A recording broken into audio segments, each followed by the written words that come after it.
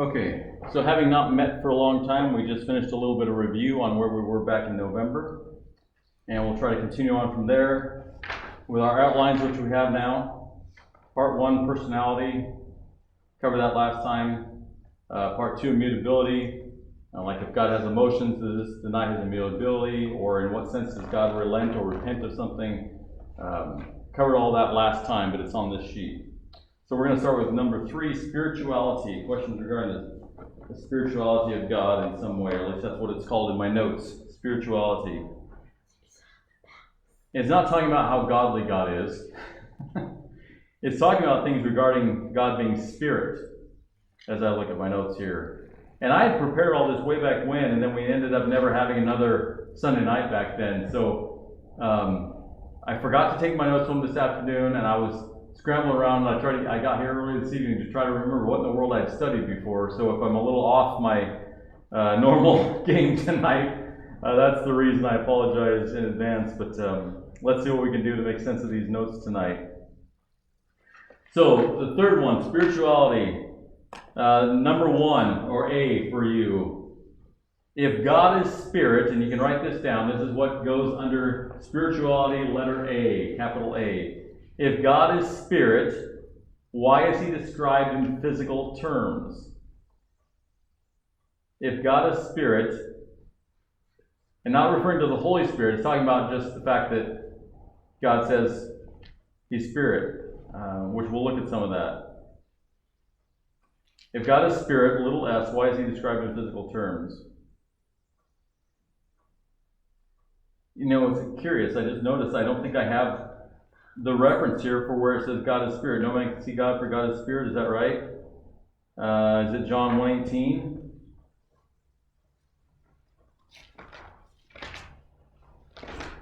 I'm not sure if it is or not. That's right after the famous introduction of John.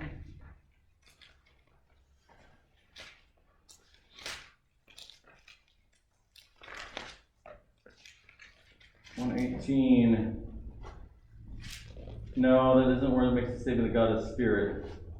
That'd be a good thing to look up. You can look that up on your own at home. I don't see it right here. I mean, I guess we can take it from common sense. We know that God is a spiritual being. He exists in the spiritual realm. He also is very active in our physical realm, but he created that. He existed outside of that because he is spirit. He didn't have to have an earth to exist on. He already existed. God is a spiritual being.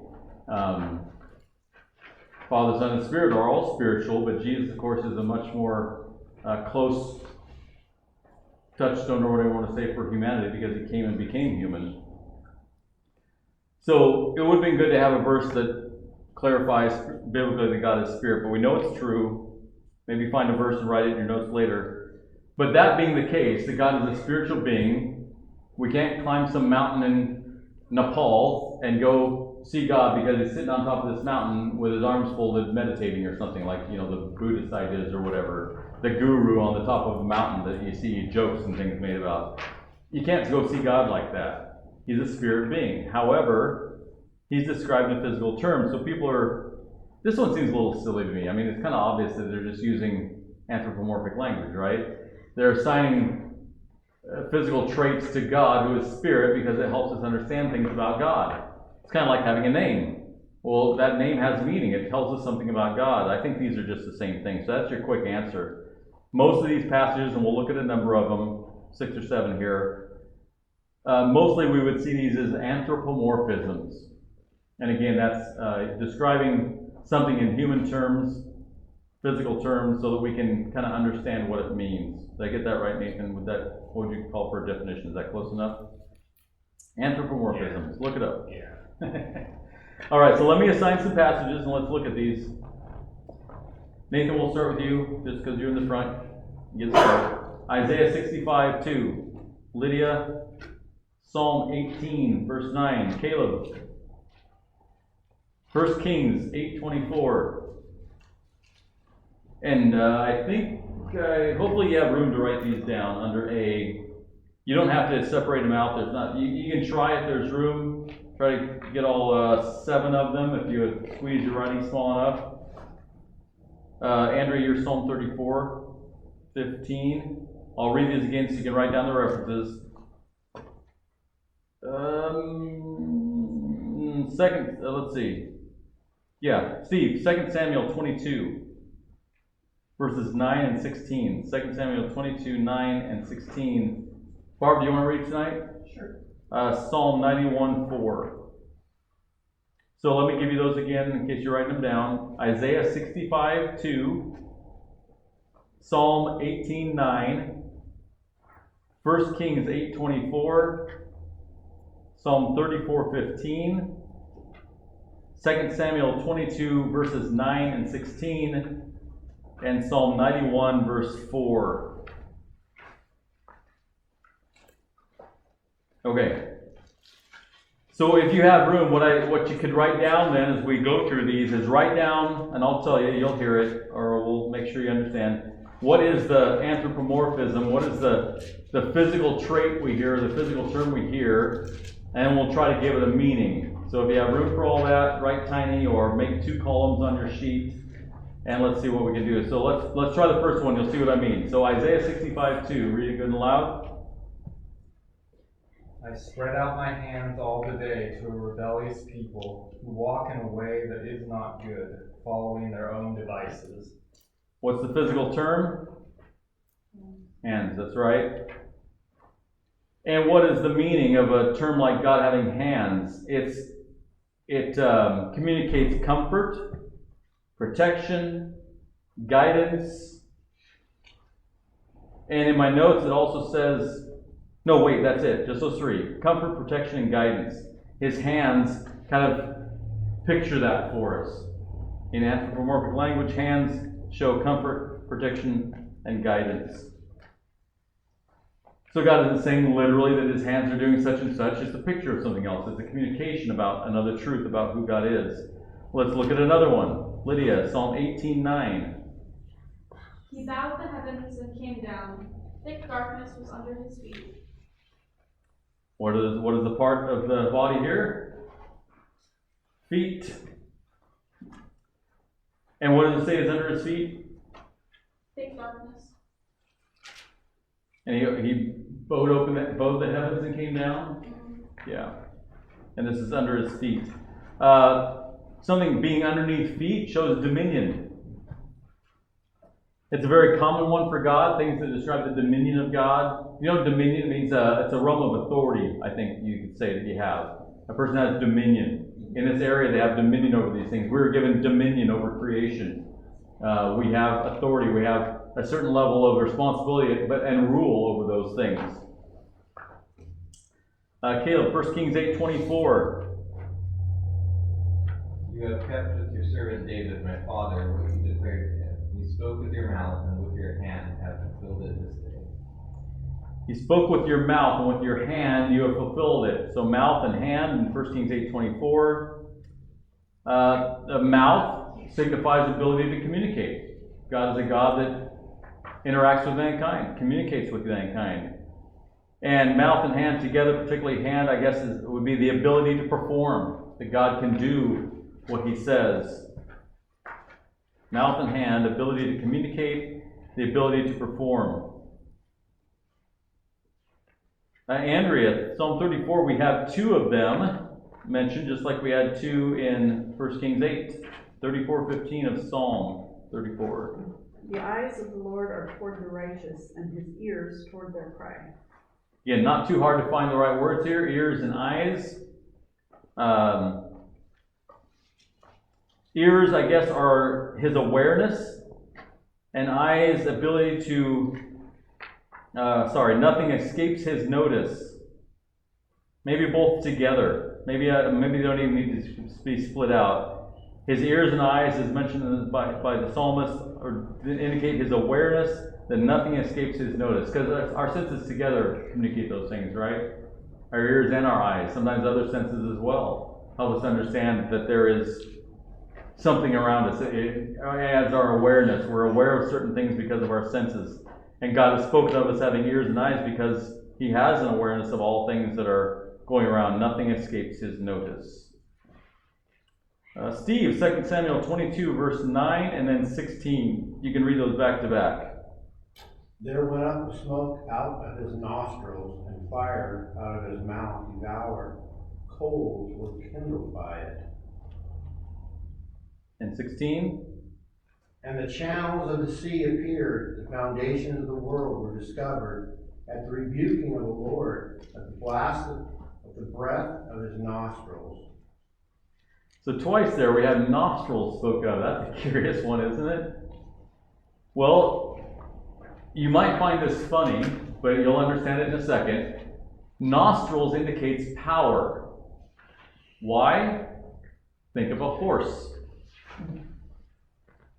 That's all it says in my notes, but you get it, right? When a horse has that snort out of their nostrils, and you know a horse is a powerful beast, and it's kind of snorting like it's ready to go. It's ready to run into battle. It's ready to chase this, or race that horse, or chase down the bad guy, whatever it is, going into battle. The horse blasts out of its nostrils, and it has this power, this sense of, just the strength that is embodied in that animal. And God, his nostrils speak to power because of the imagery of a horse. A bull, yeah. Think about the snorting bull. Oh, that's a good one. If you know the Bugs Bunny cartoon, where Bugs Bunny is in is it in a Roman Colosseum? It's a matador. The matador one, there you go. The matador one, and the bull is snorting in it. Stop it! What does it say? You're ruffling my tail. His cute little bunny tail is wilting because of the breath of the, and so in the cartoon they show these blasts of air coming out, and it's part of the power of the bull. Yeah, that's better than the horse in some ways. Gotta remember that one. I should write that down. A bull, Bugs Bunny, matador. Ferdinand did that, Joel Eastman was coming right, yeah.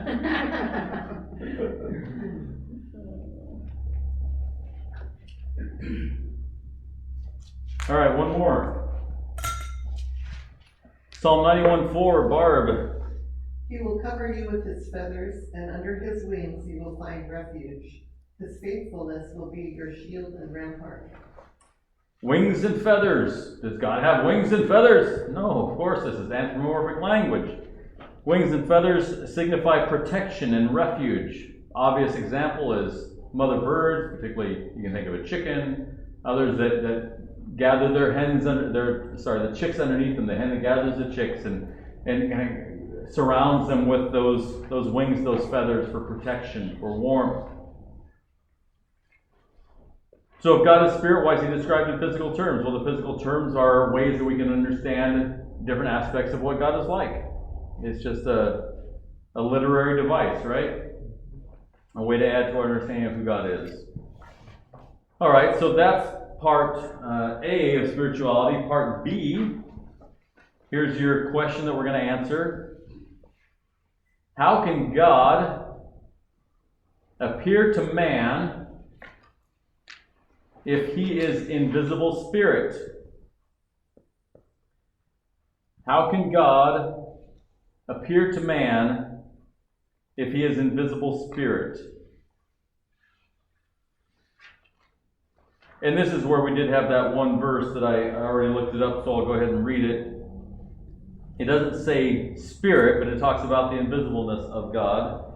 John 1:18 says, "No one has ever seen God.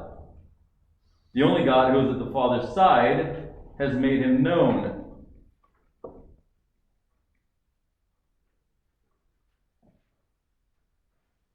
Okay.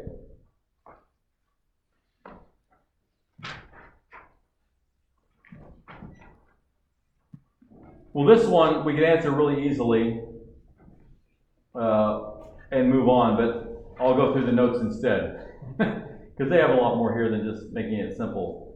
Maybe I'll make it simple at the end. All right, so part 1. So B is your question, how can God appear to man if he's invisible spirit? Number 1 is the biblical affirmation is John 1:18. So just put down biblical statement, John 1:18. A, first part. No man has seen God at any time. So that's our starting point, in other words. God is invisible spirit. So how can God appear to man if he's invisible spirit? So I have 2 points under number 1. B number 1, I have 2 different things that the professor shared with us in class. I didn't say this earlier in the video. I always try to say this. These are taking my notes from theology class with Dr. Lockwood at Multnomah Seminary. So I'm working off my notes from that class. Well, number 1, you could say, as a way to understand this, God is a spirit being, and we don't have the capacity as finite beings. In other words, God is unlimited, exists in a different realm, a different dimension, if you want to say that. We as finite beings tied to this world, we have a real trouble with, we don't really have the capacity to perceive and understand what things are like in the spiritual world. So, when we say no man has seen God at any time, partly it's because we just don't understand that dimension very well. We can't see into that. Now, there are exceptions. Was it Elisha and Gehazi? When the town of, was it Dothan or someplace like that, where they were staying, was surrounded? It doesn't That wasn't specify God, that if was it angels. was Gehazi, but it says His servants. It was with Elisha, right? Yeah. So there was a human army that was surrounding the town. They're coming after Elisha, right?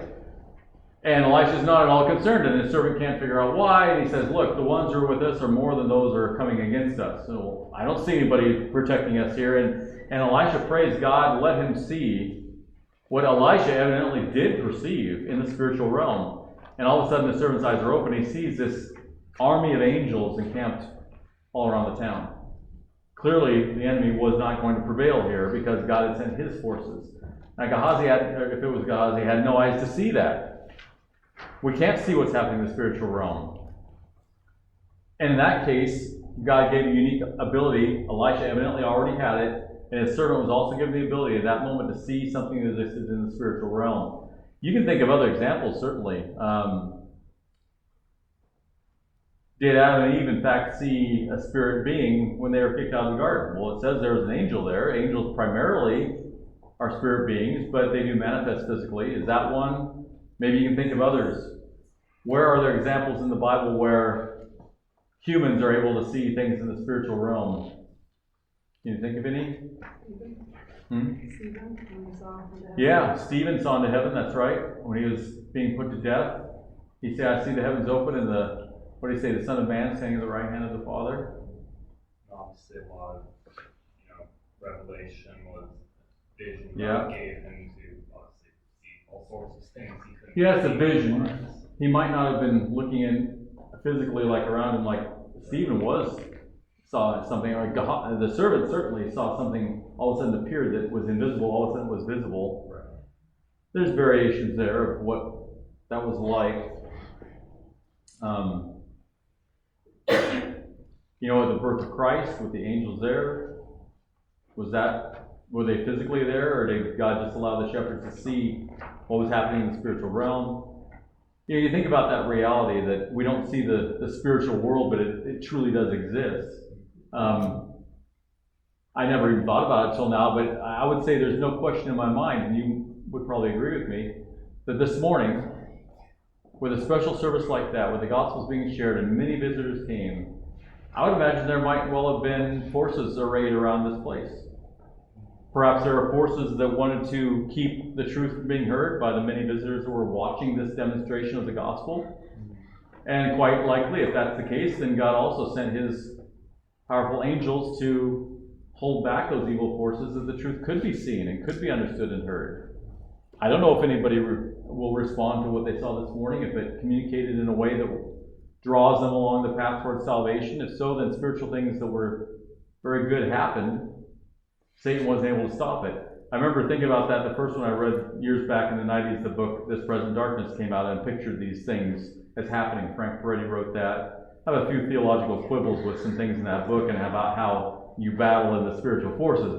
That being aside, though, it was a good eye-opener for me at the time as a young guy in my 20s to think about the reality that those things truly are happening. We usually don't have any glimpses of them. So the fact that we don't see God, in some ways, is simply a result of we don't exist in the spiritual realm. We rarely, if ever, get glimpses into that. So I think that's part of his answer here. What's his other part of the answer? Part 2 under B number 1. Part 2 is, it says, he is a glorified spirit and we are mortal. We could not see and survive unless protected. If we were to see God, truly see God in his glory, it would destroy us. We're not able to handle it. We're mortal people. He's a glorified spirit. So, yeah, I get it. I hear what he's saying. And then, of course, Jesus is uniquely positioned, right? Because what is one of the things that Jesus said that was so significant? If you've seen me, you've seen the Father. No one can see the Father. John 1:18. No man has seen God at any time, and yet Jesus said, if you know me, if you've seen me, you've seen the Father, you know the Father. Jesus, I often refer to him, and you've heard the term too, he is the ultimate revelation of God.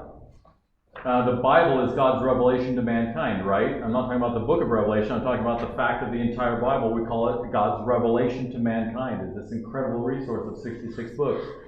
But Jesus is the ultimate revelation because he literally came in the flesh and lived as a human being to picture the Father for us. That's pretty significant. And that leads us then to my short answer for number 1. How can God appear to man if he's invisible spirit? Well, there's this thing called Christophanies. And it's any time that God shows up in some way in the Bible and people are literally seeing a physical being who they understand is not human. Sometimes it's angels who do manifest physically, but in other cases it's clearly not an angel, it's clearly the Lord shows up right there eating food or whatever it is. And we call this a Christophany. And a Christophany means, ophany, I'm not really great on the word here, but Christ is obviously Jesus. A Christophany, a Christophany is an appearance of Jesus in physical form before he ever came in Bethlehem, when he took on humanity. So people can talk about a theophany. A theophany is an appearance of God. But you can almost make the argument, I sometimes do, that any theophany is actually a Christophany. Because of the understanding that God is spirit, no man has seen God at any time, but many men have seen Jesus. Or the second person of the Trinity, the Son of God, before he became known as the man Jesus. He existed as Christ, the Son of God, the second person of the Trinity. Think of, for instance, a very clear reference to a physical appearance of somebody. The fiery furnace, Shadrach, Meshach, and Abednego. And the king is watching. He says, there's a fourth one in there. Didn't we just throw in 3 people? Who's this fourth one in there with him? He could see a fourth person in the furnace with the 3 that he was supposedly going to kill in this furnace. And they, in fact, walked out unharmed without even the smell of smoke on them. Jesus did not come out, but I believe that was, and many commentators, conservative commentators, agree that was probably Jesus showed up and was with them, sharing words of encouragement or a challenge for the days to come or whatever it was. Jesus was there with them. And there's many like that. There's who came and talked to Abraham. Right, when God and 2 angels ate with him and they talked to him about going to destroy Sodom and Gomorrah. Yep. It was clearly physically there. Yes. And so sometimes you see the angel of the Lord, and sometimes the angel of the Lord might be an angel, but other times the angel of the Lord is in fact probably what we call a pre-incarnate Christ. In other words, Jesus Christ, but before he was born on earth. So just Christ, the second person of the Trinity. So how can God appear to man if he's invisible? Because Jesus Christ is the physical manifestation of the Father. He was particularly in his time on earth. But other times in the Old Testament where you see God show up in some significant way and people are recognizing that there's somebody here with me. Moses his way of seeing God was through a burning bush. Well, yeah, okay, that one. God spoke in the form of it was a burning bush. There was a voice coming out of it. Yeah. Yeah, is that Jesus speaking at the bush? Maybe. But you bring up Moses. The next number 2 under B is about Moses. So it's good to talk about Moses. This is the other. He calls it the Moses dilemma. So number 2, B number 2 is the Moses dilemma, and we're going to be in Exodus 33. two passages in Exodus 33, so just turn there. Exodus 33. I'll tell you the passages, you can write them down. All right, so we're kind of comparing, you can say, or we're putting one against the other. It's almost like a versus.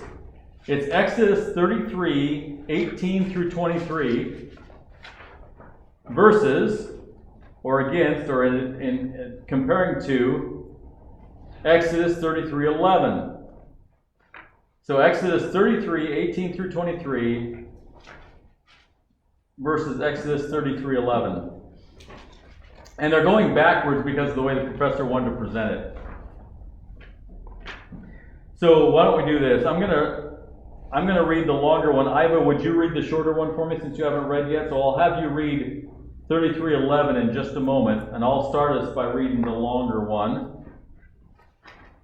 Exodus 33:18 through 23. Moses said, "Please show me your glory." And he, meaning God, said, "I will make all my goodness pass before you, and will proclaim before you my name, the Lord," that's Yahweh. "And I will be gracious to whom I will be gracious. I will show mercy on whom I will show mercy." But he, the Lord, said, "You cannot see my face, for man shall not see me and live." And the Lord said, "Behold, there is a place by me where you shall stand on the rock. And while my glory passes by, I will put you in a cleft of the rock, and I will cover you with my hand until I have passed by. Then I will take away my hand, and you shall see my back, but my face shall not be seen." Now, Iva, would you read 33:11? And the Lord spake unto Moses face to face, as man speaketh unto his friend. And he turned again into the camp. But his servant Joshua, the son of Nun, a young man, departed not out of the tabernacle. And the key part of that certainly is the first part. So the Lord used to speak to Moses face to face as a man speaks to his friend. You see the problem with these two, right? No one can see my face and live. God spoke with Moses face to face.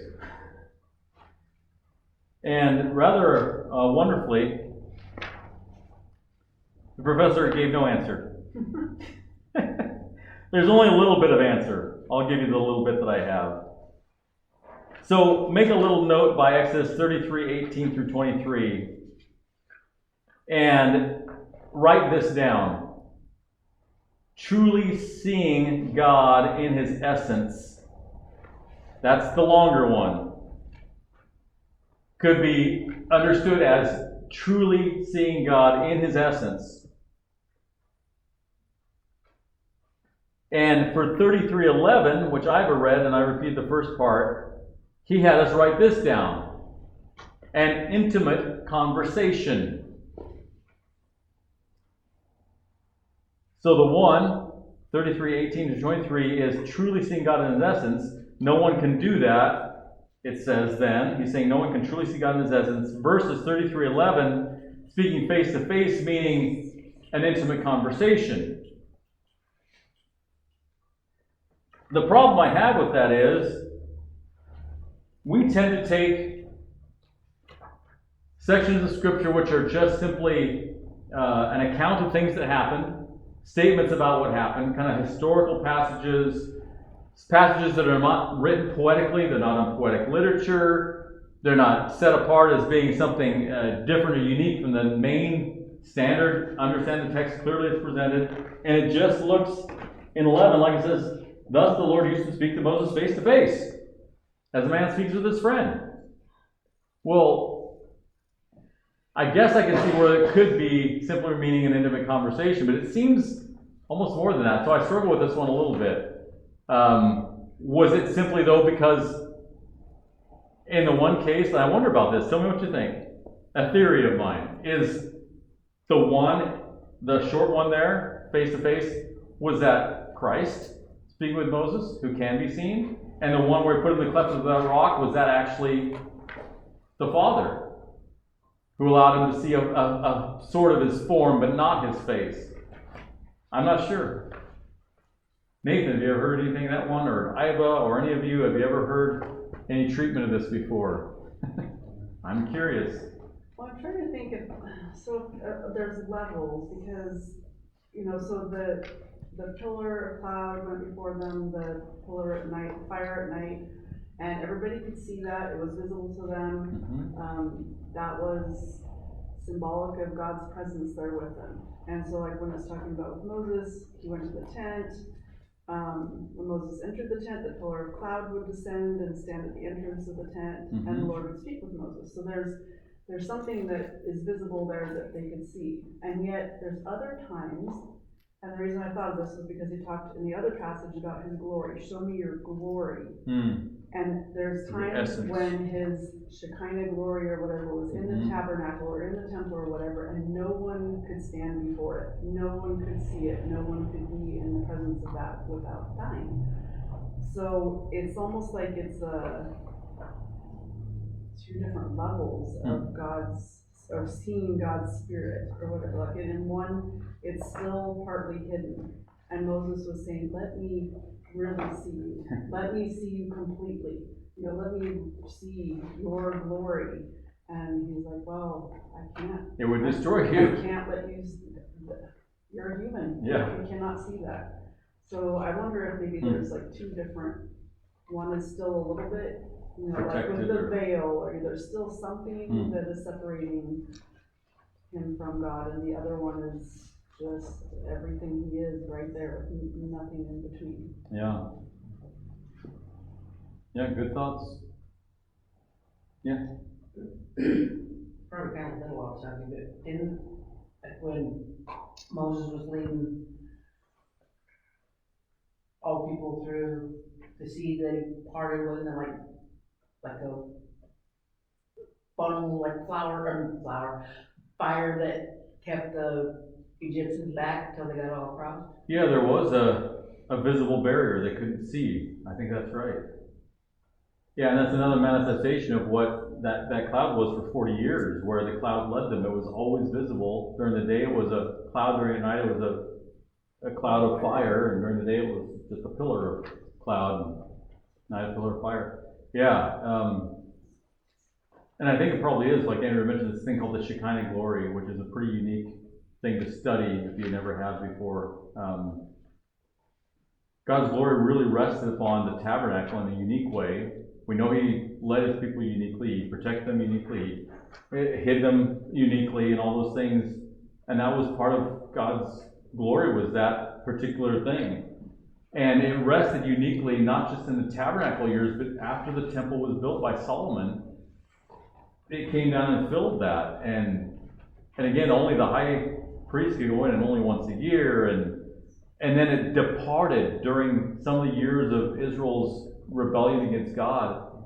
And it like that, one of the saddest things you read, if you understand how important that was, that the glory departed. Ichabod, right? Was that the term used? Ichabod's glory has departed. Is I think a name associated with that. Ezekiel, right? Is that in Ezekiel? So towards the end of what did he write to Israel? The southern kingdom or the northern kingdom? Doesn't matter. Anyway, yeah, the Shekinah glory thing. God literally, in a sense, had a unique presence in the house made for him in Jerusalem after the tabernacle was his abode or his dwelling. And then he left because of their rebellion, their sin. I can't dwell among you anymore. Yeah. Well, good thoughts. Thanks for that. I don't think we'll go on tonight because our time's about up, and we finished a couple big ones. So maybe we'll stop there. Next week we'll go into eternality, grace, God's will, omnipotence. There's quite a few here more we can cover. So that's a good thing. All right, thanks for your attention tonight and your questions and your reading.